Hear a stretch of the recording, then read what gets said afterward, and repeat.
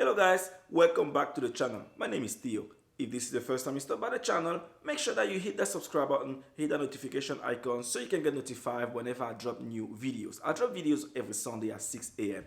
On today's video, we are going to install a few things into the car.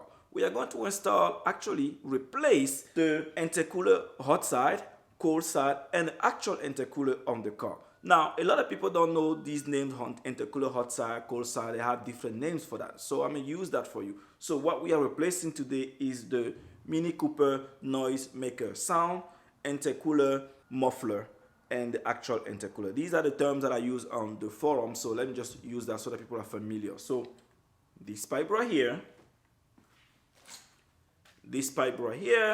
and the actual upgraded intercooler. Now, because this is going to be a long install, I'm going to break it down into 3 series. Today is the first series where I'm going to show you how we are installing this one, which is the NoiseMaker. So follow me.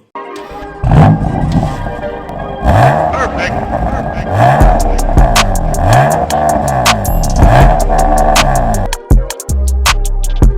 This is the pipe that we are replacing. So now this is an extension of the intercooler cold side. So if you look down there goes the intercooler, and this pipe comes all the way. You have a sensor here, and then you have this tubing going all the way to the engine down there. Now in the N14 engine, BMW actually had a different pipe going there to put the sound inside the cabin, just to help people, I guess, have engine noise inside the cabin. But on the N18 they changed the design a bit, and then they removed that pipe, but yet they still muffle some of the things here. So there's a lot of restriction on this plastic pipe that you see here. So the pipe that I have is going to goes from here all the way to the engine. So the first step that we have to do is to pretty much remove the intake, because it's going to be on the way on removing that clamp that is under there. So let's go ahead and remove the intake. Since I have an aftermarket intake, all I have to do is remove this one screw right here,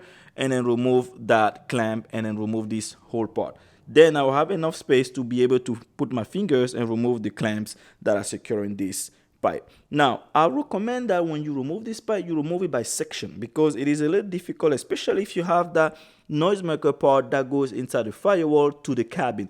So when you remove it in section, you can easily remove this part first, remove the second part, and then it becomes much easier to remove. So let me go ahead and break down that process and show you how that is done.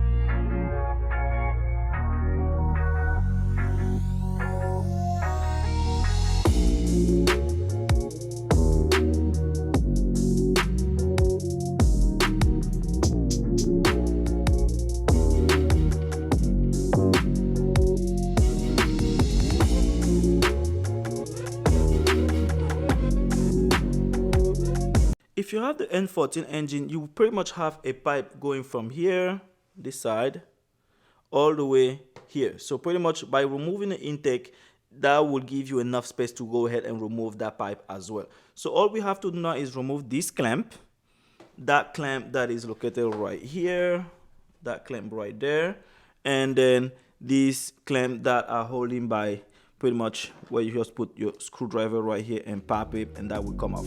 That's exactly what we are going to do right now.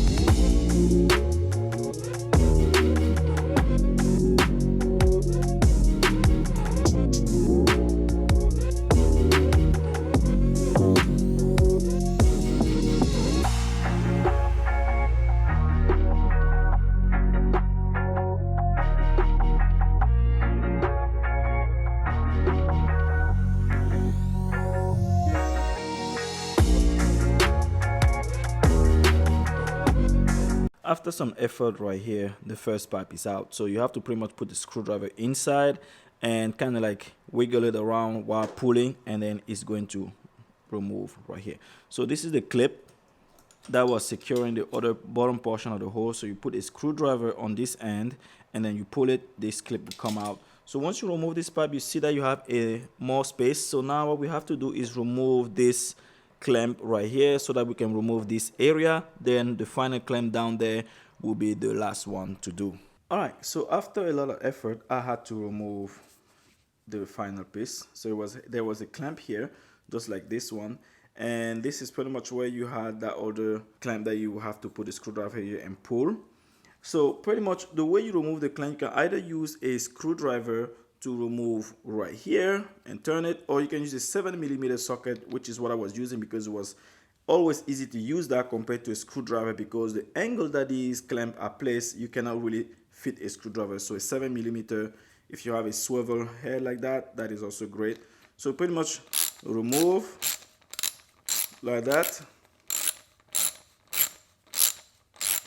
I'm just showing you an example of how it was done.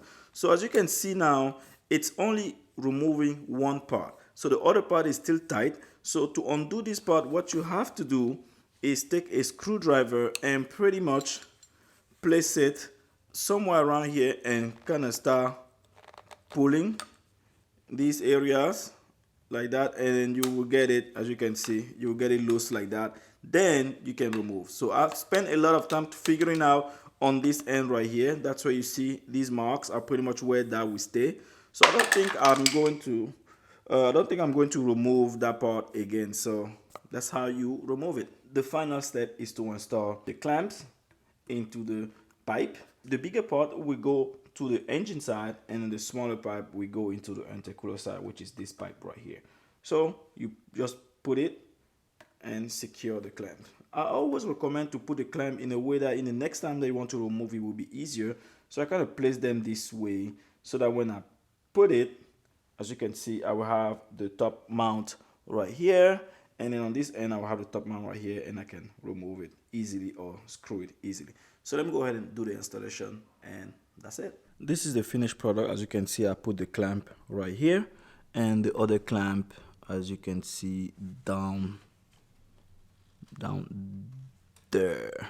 All right, so now I have to put just the intake back, and this side of the job is done. Installation complete. So on this note, I'm going to leave you guys go, and in the part 2 of the video is pretty much going to be me replacing this hot side intercooler or muffler delete pipe, and then finally I'm going to do on the part 3 the intercooler, which is down there. So thank you again, and make sure that you subscribe if you haven't, and see you on the next video. One thing I forgot to point out is that this pipe is actually a perfect fit. So I just had to wiggle it all the way in there and in here, and I did not have to cut anything, and it was made pretty well. So I'm going to put a link of where I purchased this in the description below in case you are interested in purchasing one set for yourself.